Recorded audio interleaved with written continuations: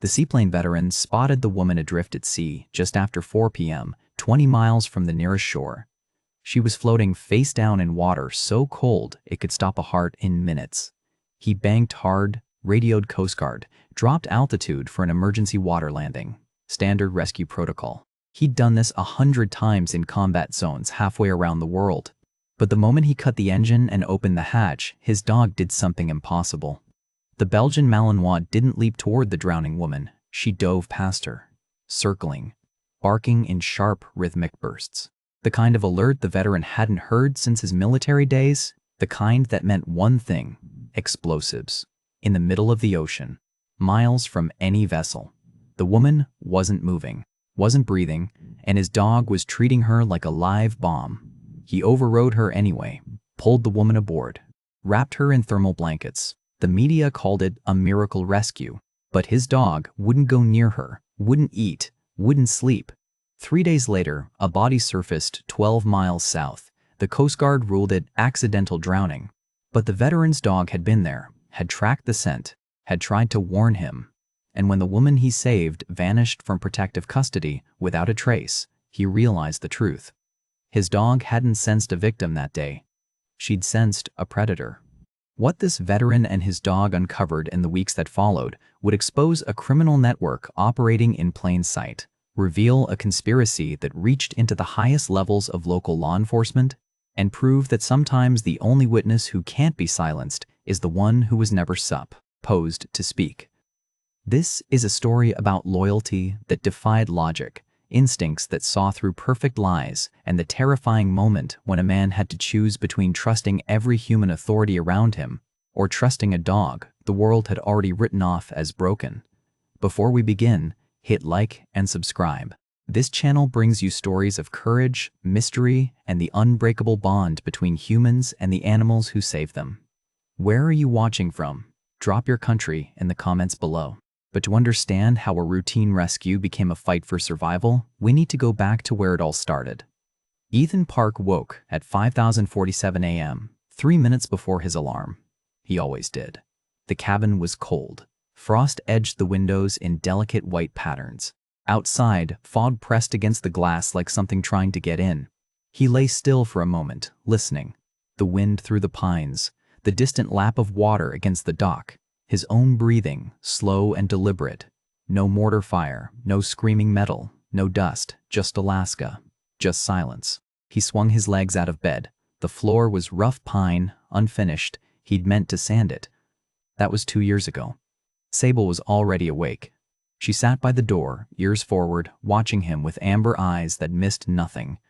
"Morning," he said. Her tail moved once, a single sweep against the floor. She didn't come to him. She never did. Affection wasn't her language. Vigilance was.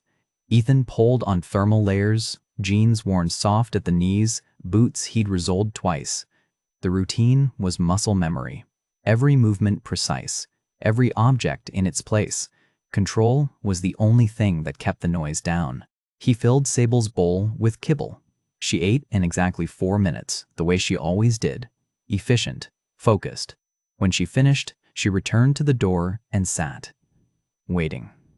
Ethan grabbed his jacket and stepped outside. The fog was thicker than he'd expected. It swallowed the trees 20 feet from the cabin.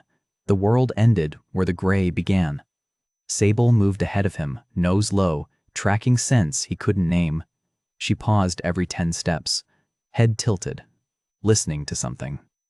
"What is it?" Ethan asked. She didn't answer. Dogs never did. But her ears stayed pinned forward and her weight shifted to her front paws, ready to run or fight. There was nothing there. There never was. The vet in Anchorage had called it hyper-alertness, a polite way of saying Sable saw threats that didn't exist. She'd washed out of explosive detection training because of it. Too many false positives. Too many alerts on empty containers, clean vehicles, harmless strangers. The handler said she was broken. Ethan understood her perfectly. The seaplane sat at the end of the dock. A de Havilland beaver older than Ethan by a decade. He ran his hand along the fuselage, cold metal, solid. Flying was the only thing that still made sense. He checked the fuel lines, the control surfaces, the engine cowling, every rivet, every wire. Nothing could be missed. One mistake at 3,000 feet was the only mistake you'd ever make.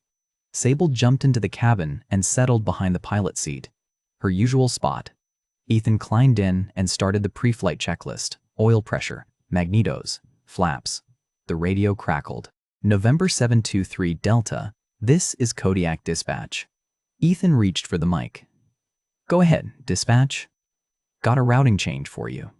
Need you to swing by coordinates 57.4 north, 152.8 west. Medical supply drop for a research vessel. Ethan frowned. That's 20 miles offshore. Correct. Vessel radioed in an equipment failure. They're waiting on a part. You're the closest asset. He looked at the fog. It sat low over the water, a gray wall with no edges. Visibility's under a quarter mile, Ethan said. Copy that. Weather's expected to clear by noon. Your call.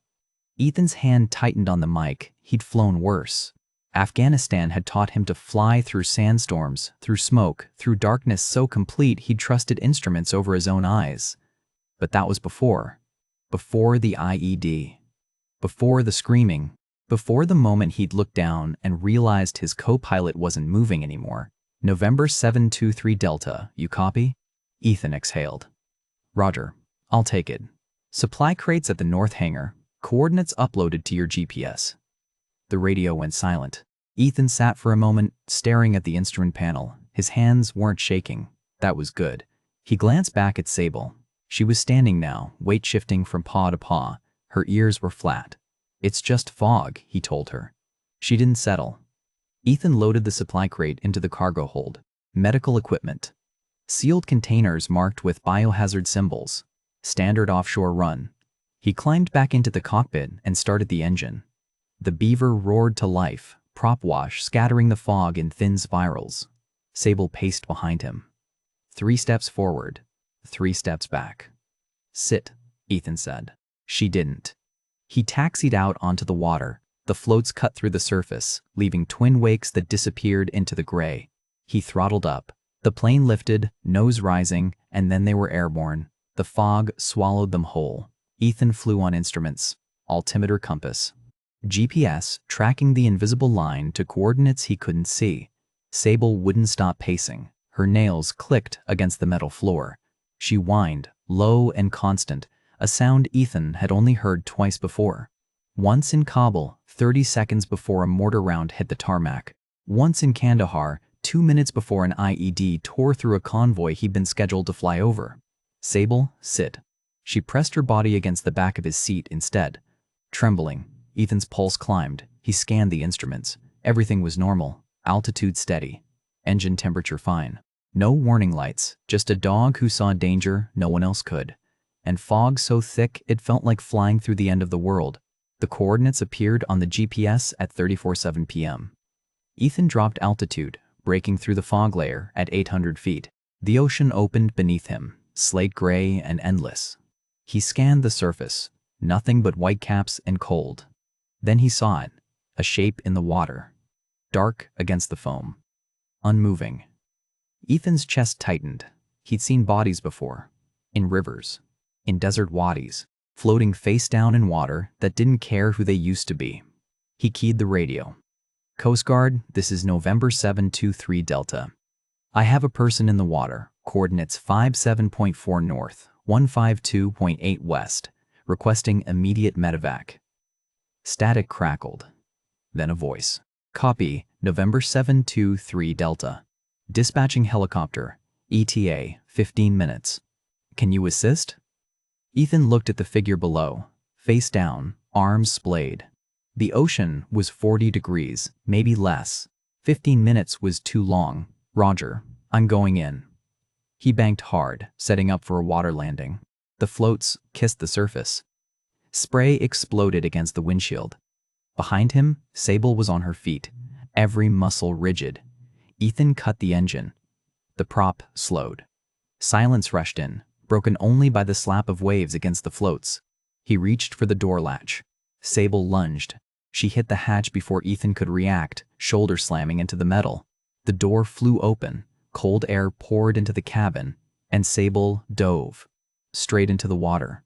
No hesitation, no pause. Ethan shouted her name.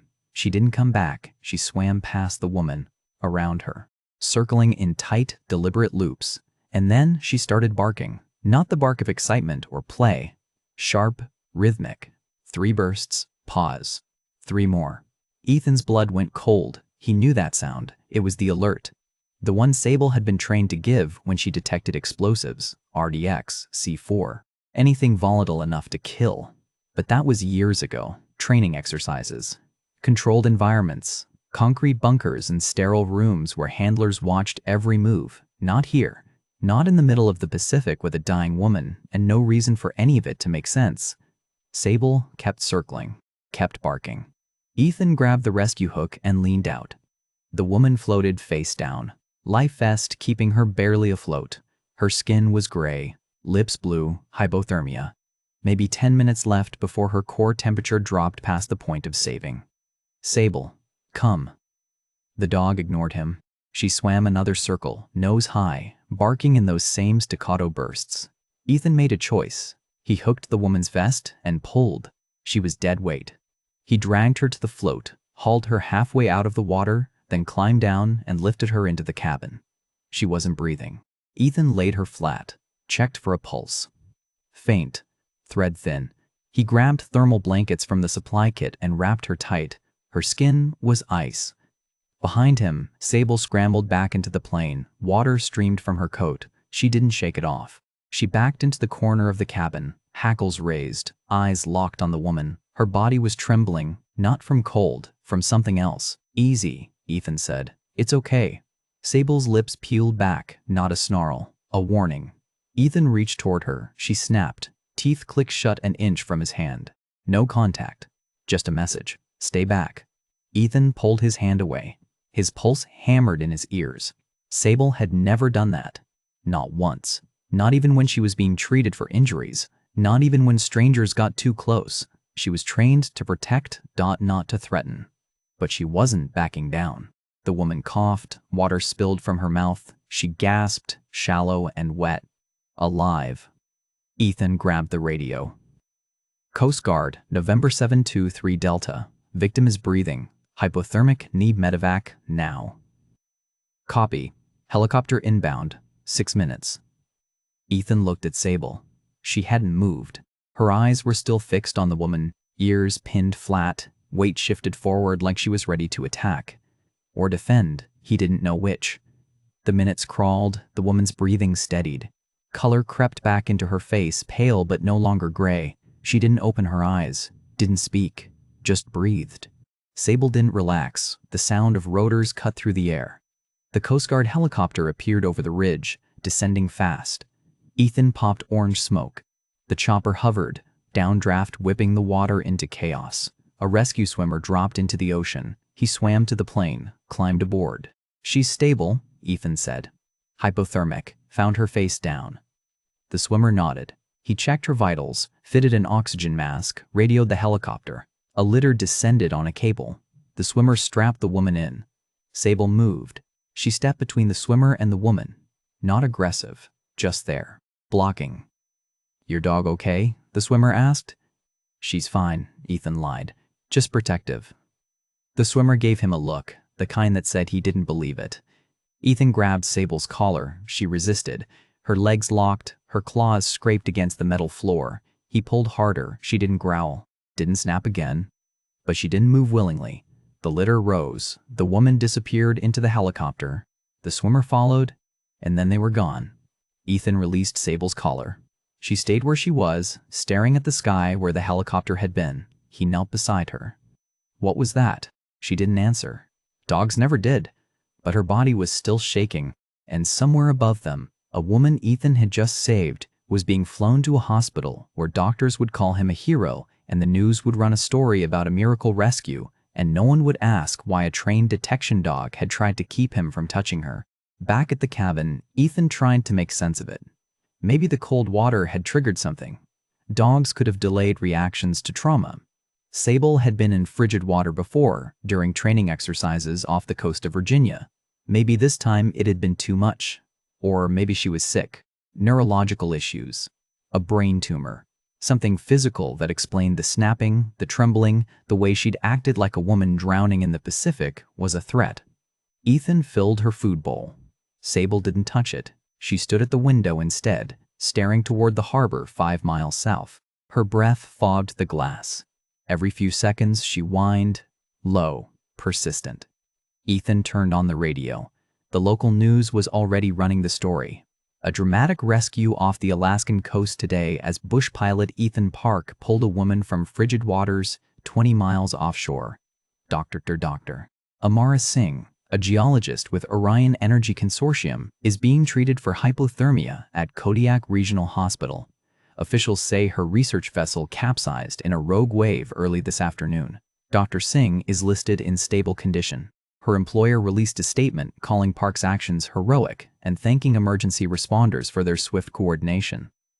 The anchor's voice was smooth, confident. The story was clean. Woman falls overboard. Pilot saves her. Everyone goes home. Ethan turned off the radio. Sable was still at the window. He checked his phone.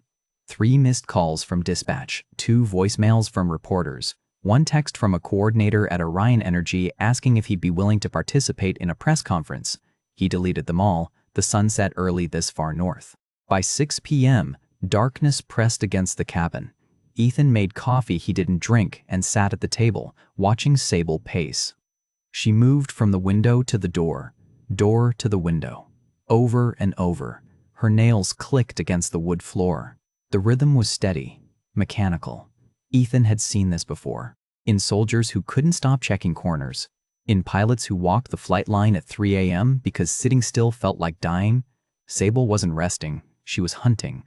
At 11 p.m., Ethan finally fell asleep in the chair. He woke to silence. The kind that meant something was wrong. Sable was gone. Ethan bolted upright. The window screen hung in tatters. She'd torn through it, mesh ripped clean from the frame. He grabbed his jacket and ran outside. The fog had returned, thick and wet. His breath came fast, too fast. He forced himself to slow down. Breathe. Count. 1, 2, 3. The panic receded. Barely. He found her tracks in the mud, heading south, toward the harbor. Ethan followed. The walk took 40 minutes. His boots crunched over gravel roads that turned to dirt, then to the weathered planks of the harbor dock. Fog swallowed the boats. Masts rose like skeletal fingers.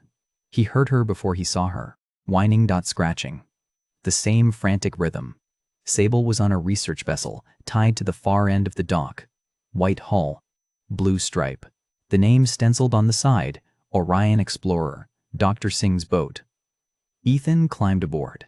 The deck was slick with condensation. He descended into the hold, using his phone's flashlight to see. Sable was in the cargo bay, pawing at a metal crate, circling it. Her ears were flat, her breathing shallow, the alert. Ethan's pulse hammered. Sable, come. She didn't stop. He knelt beside the crate. It was sealed with industrial latches. A shipping label identified it as geological survey equipment. He pried the latches open. Inside, core sample tubes, water testing kits, a laptop sealed in a waterproof case, and something else. Residue, white powder caked along the storage lining. Ethan reached into his jacket. He still carried a field detection kit from his military days. Old habit, the kind that never died. He swabbed the residue, applied the reagent. The test strip turned blue. Positive, RDX, plastic explosive, the same compound used in IEDs, in demolition charges, in anything designed to kill from a distance. Ethan's hands started shaking. He forced them still. This didn't make sense. Dr. Singh was a geologist. Her boat had capsized in a rogue wave. The news said so. Orion Energy said so. But the test didn't lie. And Sable had known. She tried to warn him. In the water, in the plane, at the rescue. Ethan pulled out his phone. Took photographs. The crate, the residue, the laptop with its military-grade locks, evidence. He resealed the crate, closed the latches exactly as he'd found them. Sable was watching him now. Still, waiting. Good girl, he whispered. Her tail moved once. They climbed back onto the deck. The fog was heavier now. It muffled sound. Made the world feel smaller. Ethan was halfway down the dock when he noticed it. Tire tracks in the gravel parking lot. Fresh. The tread pattern was sharp, recent. He hadn't passed any vehicles on the walk here. Someone else had been at this boat tonight. Ethan walked into the sheriff's office at 8:15 a.m. Sheriff Garrett was behind his desk, coffee in hand, reading something on his computer. He looked up when Ethan entered. His expression shifted from neutral to wary. "Mr. Park, didn't expect to see you this morning. I need to report something," Ethan said. Garrett gestured to a chair. Ethan sat. His hands were steady. "That was good. I went to the harbor last night. Dr. Singh's boat." Garrett's eyebrows raised. "That vessel's under investigation. You shouldn't have been there. I found explosive residue in one of her equipment crates." The sheriff set down his coffee. Slowly. "Explosive residue. RDX. I tested it myself." "You tested it. I have a field kit. From my service days." Garrett leaned back in his chair. The leather creaked. "Mr. Park, I know you had a rough time overseas. PTSD's a serious condition. It can make you see things that aren't there. I saw it. I tested it. It's real. Let me make a call." Garrett picked up his phone. Dialed. Waited. "Yeah, it's Garrett. That research vessel we're holding. The Orion Explorer. Did anyone inspect the cargo hold yesterday?" A pause. "Uh-huh. All equipment cleared." Another pause. "No irregularities at all." "Got it. Thanks." He hung up. Looked at Ethan with something that might have been pity. Maritime safety inspectors went through that boat top to bottom yesterday afternoon. Found nothing suspicious. Equipment's standard geological survey gear. There was residue on the storage lining. Could be industrial solvents. Orion uses a lot of chemicals in their work. It tested positive for RDX. Garrett's expression hardened. "Mr. Park, I'm going to be straight with you. You've been through a lot. Combat, IED blast, medical discharge. Nobody blames you for being on edge. But you can't go breaking into investigation sites because your dog acts funny." Ethan's jaw tightened. "My dog was trained to detect explosives." "Your dog washed out of training for false alerts." The words hit like a fist. Ethan said nothing. "Look," Garrett continued, his voice softer now. "The VA has good programs, PTSD treatment, counseling. I can give you a referral." "I don't need a referral. You need something. Because right now you're seeing threats that don't exist." Ethan stood. The chair scraped against the floor. "Thanks for your time, Sheriff." He left before Garrett could say anything else. The Orion Energy Consortium office was downtown, glass and steel, corporate clean. Ethan walked past the reception desk. A woman in a blazer stood to intercept him. "Sir, do you have an appointment? I need to speak with someone about Dr. Singh." The woman's expression shifted, recognition. "You're the pilot, Mr. Park. That's right. One moment, please." She made a call, spoke quietly, hung up. "Mr. Reeves will see you, 3rd floor." Reeves was younger than Ethan expected, mid-30s. Expensive suit, sympathetic smile that didn't reach his eyes. "Mr. Park, it's an honor. What you did yesterday was incredible. I need to talk about what I found on Dr. Singh's boat." The smile faltered. "Just for a second. I'm sorry?" "There was explosive residue in her equipment crate." Reeves sat down behind his desk, gestured for Ethan to sit. Ethan remained standing. "I spoke with Sheriff Garrett this morning," Reeves said. "He mentioned you'd contacted him about this. So you know, I know you're concerned. And we appreciate that. But Dr. Singh's equipment was inspected by maritime safety officials. Everything cleared. The residue was there. Some of our mineral survey tools use industrial solvents that can trigger false positives on older detection kits. It's a known issue. I know what RDX looks like." Reeves folded his hands on the desk. His voice stayed calm. "Professional. Mr. Park, you saved a woman's life yesterday. You're a hero. But I think maybe the stress of that situation, combined with your service history, might be affecting your judgment." Service history, code for broken. "Dr. Singh is recovering well," Reeves continued.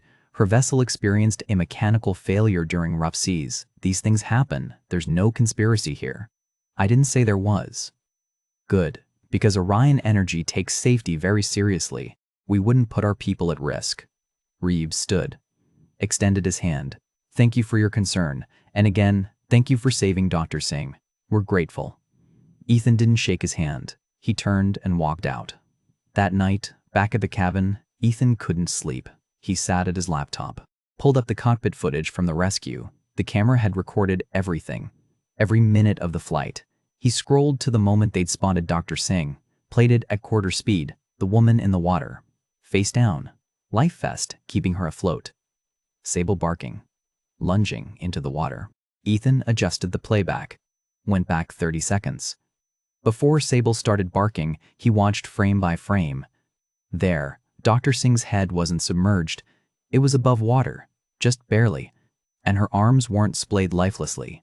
They were moving. She was swimming, not thrashing, not panicking. Deliberate strokes, moving in a specific direction. Ethan paused the video, enhanced the image quality. Dr. Singh's face was turned slightly. Her eyes were open. She'd been conscious the whole time. Ethan sat back. His hands were shaking now. The story didn't add up. Research vessel capsizes in a rogue wave. Woman falls overboard. Pilot rescues her. But she hadn't fallen. She'd been swimming, with purpose. And somewhere in her equipment was explosive residue that everyone insisted didn't exist. Sable padded over, pressed her nose against Ethan's leg. He looked down at her. They think I'm crazy. Her tail moved once. But you knew, didn't you? She sat, watching him with those amber eyes that saw things humans couldn't. Ethan closed the laptop, opened a new browser window. If Dr. Singh had staged something, there would be a trail. Harbor logs, witness reports, something that didn't fit the official story. He started searching. The harbor records office smelled like old paper and salt air. Ethan waited while the clerk pulled up the logs. The man was in his 60s, reading glasses perched on his nose, typing with 2 fingers. Orion Explorer, you said? That's right. Departed 3 days before the rescue. The clerk scrolled through the entries. Here we are, logged as a solo research trip. Dr. Amara Singh, principal investigator. Scheduled return was 2 days ago. Solo, Ethan repeated. That's what it says. Can I see the departure log? The physical one? The clerk raised an eyebrow but pulled a clipboard from a filing cabinet, handed it over. Ethan scanned the handwritten entries. Dr. Singh's name. Vessel ID. Departure time logged at 6:47 a.m. He brought the clipboard back to the counter. Is there a harbor master on duty that morning? Someone who might remember the departure? That'd be Roy. He's down at Dock 3 if you want to talk to him. Ethan found Roy coiling rope on a weathered fishing boat. The man's hands were thick with calluses. His face was lined from decades of sun and wind. Help you with something? I'm looking into a boat that left 3 days ago. The Orion Explorer. Roy straightened. You're the pilot, the one who pulled that woman out of the water. That's right. Hell of a thing you did. Thanks. Do you remember her leaving port? Roy thought for a moment. Yeah, I remember. Early morning. I helped her cast off. Was she alone? No, there was someone with her. A man. Ethan's pulse quickened. Can you describe him? 50s maybe? Gray hair? Didn't say much. Didn't ask for help loading gear either, which was unusual. Most researchers want a hand with the heavy equipment.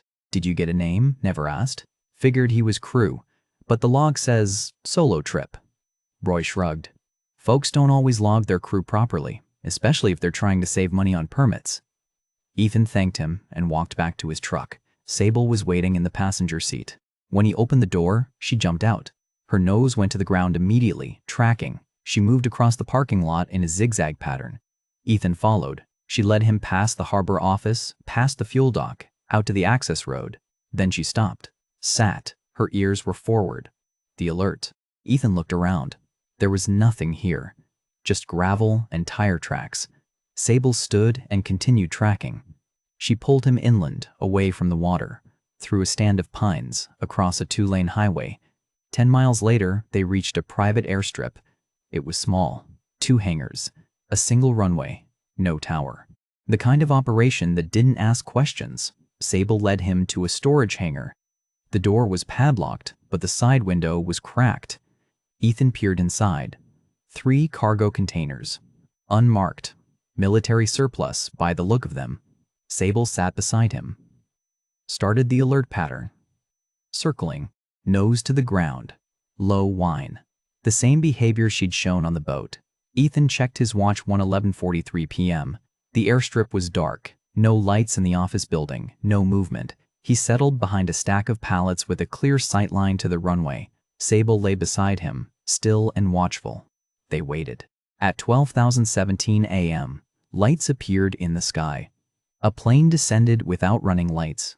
It touched down, smooth and quiet. A Cessna Caravan, modified for cargo. 2 men emerged from the office building. They opened the hangar, rolled one of the containers onto a flatbed cart, loaded it into the plane's cargo bay. Ethan took photographs with his phone, zoomed in on the tail number. The whole operation took 11 minutes. The plane taxied, took off, disappeared into the darkness. Ethan cross-referenced the tail number when he got back to the cabin. Registered to a shell company called Pacific Freight Solutions, same parent corporation as 3 other planes with similar registration patterns, all of them linked back to Orion Energy Consortium. He pulled flight records. The planes flew irregular routes, Seattle-Vancouver, San Francisco. Never the same schedule, twice. No manifests filed. This wasn't one woman or one boat. It was infrastructure. Ethan tried calling the FBI field office in Anchorage, got transferred 3 times, finally reached an agent who listened for 2 minutes before cutting him off. "Sir, do you have direct evidence of a crime? I have photos of unlicensed cargo operations. Do you have proof of what's in those containers?" "No, but do you have testimony from anyone involved?" "Not yet." "Then what you have is speculation. I'd suggest taking this to local law enforcement." "I already did. They dismissed it." The agent's tone shifted, impatient now. "Mr. Park, I understand you're concerned, but without hard evidence, there's nothing we can investigate. If you obtain concrete proof of illegal activity, contact us again." The line went dead. Ethan sat in the darkness of his cabin. Sable was at the window again, staring toward the harbor. He had photos of planes, tail numbers, a harbormaster's memory of a man who wasn't logged, explosive residue that everyone insisted didn't exist. Nothing that would stand up in court. Nothing that would force an investigation. He was alone. His phone buzzed. A text from an unknown number. "Stop asking questions. She's not who you think she is." 48 hours after Dr. Singh vanished, Ethan made a decision. He couldn't do this alone anymore. He needed help. Real help. Real help. The backup drive from the storage unit sat in his jacket pocket. Heavy. Damning. Sheriff Garrett was the fastest route to federal authorities. Ethan would hand over the evidence. Let someone with jurisdiction handle it. He walked into the sheriff's office at 9 a.m. Garrett was at his desk. Same coffee mug, same tired expression. "Mr. Park, didn't expect to see you again. I have something you need to see." Ethan pulled out the drive. Set it on the desk. Garrett looked at it, then at Ethan. "What is this?" "Evidence, Doctor. Singh and her partner David Chen were investigating Orion Energy. They found proof the company's smuggling restricted materials through maritime routes. Chen was killed for it. Dr. Singh faked her drowning to survive." Garrett picked up the drive, turned it over in his hands. "Where did you get this?" "Dr. Singh's storage unit. She left it there before she disappeared." "Disappeared? From the hospital. 2 nights ago." Garrett set the drive down, leaned back in his chair. "Mr. Park, you're telling me a respected energy company is running a smuggling operation, that they killed a researcher, and that another researcher staged her own rescue as part of some elaborate escape plan?" "That's exactly what I'm telling you. And your evidence is a drive you found in a storage unit. There are audio recordings, shipping manifests, bank transfers, everything you need." Garrett was quiet for a moment. Then he picked up his phone. "Let me make some calls. Get this to the right people." Ethan felt something loosen in his chest. Relief. Finally. "Wait here," Garrett said. He stepped into the back office, closed the door. Ethan sat. The clock on the wall ticked. 5 minutes passed, then 10. The door opened. Garrett returned. His expression was calm, professional. "FBI's going to handle this. I'll make sure the drive gets to their field office in Anchorage by tomorrow." "Tomorrow? Chain of custody. They need proper documentation. But don't worry. This will be handled." Garrett extended his hand. Ethan shook it. The sheriff's grip was firm, reassuring. "You did the right thing bringing this to me," Garrett said. Ethan walked out. got in his truck, drove home. For the first time in a week, he thought maybe it was over. That night, Sable woke him at 2017 a.m. She was at the window, ears flat, body rigid. A low growl vibrated in her chest. Ethan sat up, listened, nothing. Then he heard it. The sound of gravel crunching under tires, slow, deliberate. A vehicle with its headlights off was approaching the cabin. Sable's growl deepened. She moved to the door, paced. Her breathing was fast. Ethan grabbed his phone, pulled up the security camera he'd mounted near the driveway. 3 men. Dark clothing, moving toward the cabin on foot. One carried something in his hands. A weapon. Maybe worse. Ethan's training kicked in. No time to think. Only act. He grabbed his go bag. Always packed, always ready. Sable, come. She was already at his side. They slipped out the back door, into the woods. The darkness swallowed them whole. Behind them, the cabin's front door splintered open. Ethan ran. Sable moved ahead, silent and sure-footed. They'd done this before, in different forests, different wars. A mile in, Ethan stopped, crouched behind a fallen tree, pulled out his phone. He couldn't call the sheriff. That much was clear now. Garrett hadn't escalated the evidence. He'd suppressed it. And now men were hunting Ethan in the middle of the night. The smuggling network had local law enforcement in their pocket, which meant Ethan couldn't trust anyone in this town, couldn't use official channels. Dr. Singh had tried to warn him, trust the dog. She'd known the system was compromised. Ethan opened the audio files he'd copied from the storage unit, played them through his earbuds. The voices were clear. Corporate. Calm. The mineral surveys are a cover. We've been using research vessels to move restricted components for 6 months. Chen and Singh are getting suspicious. Handle it quietly. Ethan skipped forward. Found another file. This one was more recent. A new voice. Familiar. Sheriff Garrett. The next shipment arrives Thursday. I'll make sure the harbor inspection is cleared. Another voice responded. What about the park situation? He brought me the drive this morning. I told him it's going to the FBI. And? It's not. If the Singh woman surfaces, neutralize her. Make it look like she ran. Ethan's hands went numb. Garrett had taken the drive, promised to help, and then made a call to have Dr. Singh killed. Ethan was alone, hunted, cut off from every official channel that could have protected him. The only person who knew the truth was Dr. Singh, and she'd vanished without a trace. His phone buzzed. A text from an unknown number, just GPS coordinates, nothing else. 572841 Dries, N 53.4629 Dries. W. Ethan opened the mapping app. The coordinates pointed to a location 30 miles offshore. No landmarks, no islands, just open water.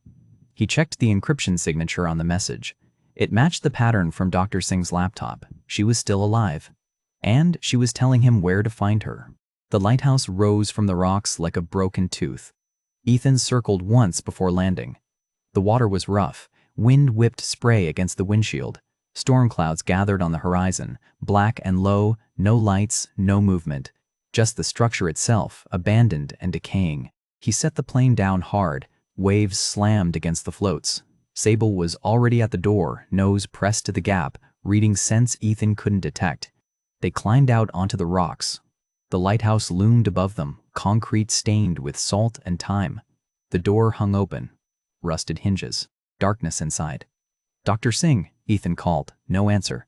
He stepped through the doorway. His flashlight cut through the gloom. Broken glass. Graffiti. The smell of mold and rot. Sable moved ahead. Her ears were forward. Alert, but not alarmed. A voice came from the shadows. Don't move. Ethan froze. His hand went to his jacket. No weapon. He'd never carried one. Dr. Singh stepped into the light. She looked different. Thinner, her hair was cut short. Dark circles under her eyes. She was holding a flare gun. Pointed at Ethan's chest. It's me, Ethan said. You sent the coordinates. She lowered the gun slowly. I wasn't sure you'd come. You said to trust the dog. Dr. Singh looked at Sable. Something passed across her face. Gratitude. Or maybe guilt. I'm sorry, she whispered, for all of this. Ethan stepped closer. Tell me what happened. She sat on a broken crate. The words came fast, desperate. David and I found it 6 months ago. Shipping manifests that didn't match the cargo. GPS coordinates for drop sites. Bank transfers to shell companies. Orion wasn't surveying minerals. They were smuggling restricted weapons components, rare earth materials, technology that's illegal to export. You tried to report it. We went through official channels, filed complaints with maritime authorities. The EPA even reached out to federal investigators. Her voice cracked. Orion buried everything. 2 weeks later, David's boat capsized. They said it was an accident, but it wasn't. They threw him overboard, held him under until he stopped fighting. Dr. Singh's hands were shaking. I knew I was next, so I staged my own drowning. Dropped the backup drive overboard with GPS coordinates. Thought if I could make them think I was dead, I could disappear long enough to get the evidence to someone who'd listen. But they found you. They have people everywhere. Local law enforcement, harbor officials, even hospital staff. She looked at Ethan. You were the only variable they didn't control. A random pilot who happened to be in the right place. The wind howled outside. Rain began to fall. Sable's head snapped up. Her body went rigid, ears flat. Weight shifted to her haunches. The alert. Ethan turned. What is it? Sable moved to the far wall, began circling. Whining, pawing at the concrete floor, Dr. Singh stood. No, they couldn't have. Ethan followed Sable. Pulled back debris. Found it. A device, wired to the building's foundation. Digital timer counting down. 11 minutes. 43 seconds. We need to leave, Ethan said. Now. They ran for the door, Sable ahead, Dr. Singh behind. They made it to the rocks. The seaplane waited 50 feet away. Then lights appeared on the water. A boat. Fast. Cutting through the waves. 3 men. Armed. Ethan's chest tightened. He looked at Dr. Singh. Get behind me. The boat pulled alongside the rocks. The men climbed out. One carried a rifle, another had a handgun. The third was empty-handed but moved like someone who didn't need weapons. The one with the handgun spoke. Dr. Singh, you've caused us a lot of trouble. Let him go, she said. He's not part of this. He is now. Dr. Singh pulled something from her jacket. A waterproof case. Small. Sealed. This is what you want. The backup drive. Every transaction, every name, all of it. She held it up. Let him leave. You can have it. The man smiled. We'll have it anyway. He raised the gun. Sable moved. Not toward the men, toward Dr. Singh. She grabbed the woman's jacket in her teeth. Pulled. Hard. Dr. Singh stumbled back. The case fell from her hands. The timer inside the lighthouse hit 5 minutes. Sable released Dr. Singh, spun toward the men. Began barking. Sharp. Aggressive. The same alert pattern she'd given in the water weeks ago. The men hesitated, confused. Then Sable charged not to attack, to herd. She ran at the empty-handed man. He flinched, stepped back toward the boat. Sable circled, pushed him farther. The man with the rifle tried to aim. Sable darted left, then right, unpredictable, forcing them to split their attention. The lighthouse groaned. Structural cracks spiderwebbed up the walls. The foundation was failing. Ethan grabbed Dr. Singh's arm. Run! They sprinted for the plane. Sable stayed behind, still hurting, still forcing the men back toward the water. The timer hit 3 minutes. Ethan pulled Dr. Singh into the cockpit, started the engine. The prop roared to life. Sable, he shouted. Come. She broke from the men, ran full speed across the rocks, leaped into the cabin. Ethan throttled up. The plane lurched forward. Behind them, the men scrambled for their boat. The timer hit 1 minute. Ethan's hands flew across the controls. Flaps. Throttle. The plane lifted. Barely. They were 20 feet off the water when the lighthouse exploded. The blast wave hit them like a fist. The plane yawed hard to the right. Ethan fought the controls. Leveled out. Below, debris rained into the ocean. Fire and smoke and shattered concrete. The men's boat was capsizing. They were in the water. Alive, but scrambling. Dr. Singh was screaming something Ethan couldn't hear over the engine. He banked hard, got distance. Then the second explosion hit. Not from the lighthouse, from the plane's left float. They'd been hit, shrapnel. The float was compromised. The plane nosed down. Ethan pulled back on the yoke, not enough lift. They were going into the water. Sable pressed against Dr. Singh, protective, ready. Ethan looked at them both. Hold on. The plane hit the ocean, hard. The impact threw them forward. Water poured through the damaged float. They were sinking. The water was black and freezing. Ethan surfaced, gasping. His ribs screamed. Something was broken. Maybe more than one thing. Debris floated around him. Pieces of the plane, shattered fiberglass, the smell of aviation fuel. Dr. Singh, he shouted. No answer. Just waves and darkness. He spun in the water, searched for her. She'd been right next to him when they hit. Now she was gone. Then he saw Sable. She wasn't swimming toward him. She was moving away. Out into open water. Away from the wreckage. Circling. The same pattern she'd used weeks ago. Tight loops. Deliberate. The alert. Ethan kicked toward her. His body protested. Every movement sent pain through his chest. Sable Dove disappeared beneath the surface. She came up 15 feet away, shook water from her head. Dove again. Ethan reached the spot. Treaded water. What is it? Sable surfaced. Barked once. Dove. She was alerting to something below. Ethan filled his lungs. Dove, the water was murky, cold enough to stop his heart. He kicked down. 5 feet. 10. His hand hit something solid. A case. Waterproof, sealed. The backup drive. The original one Dr. Singh had dropped during her stage drowning. Hidden here with GPS coordinates only she knew. Ethan grabbed it, kicked for the surface. He broke through, gulped air. Sable was beside him, treading water. In the distance, lights appeared. A Coast Guard cutter, moving fast. Ethan looked for Dr. Singh. Still nothing. Then he heard coughing. 50 feet away, she was there. Holding onto a piece of debris. Alive. The cutter pulled alongside. Rescue swimmers dropped into the water. We have 3 in the water, one of them radioed, 2 injured, 1 canine. They pulled Dr. Singh up first, then Ethan. Finally Sable, who fought the whole way but went anyway. On deck, Ethan collapsed. A medic pressed an oxygen mask to his face. The men, he managed, from the lighthouse. Already in custody, the medic said. Federal agents have been tracking this operation for weeks. Dr. Singh contacted them before she disappeared. They've been waiting for the right moment.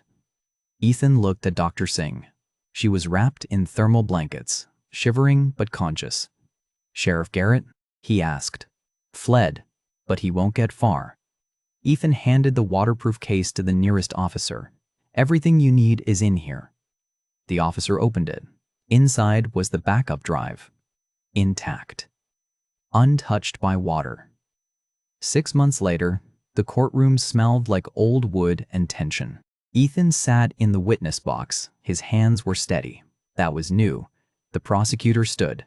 Mr. Park, can you describe what you observed on the night of the rescue? Ethan told them. All of it. The woman in the water. Sable's alert. The explosive residue. The smuggling operation. The lighthouse.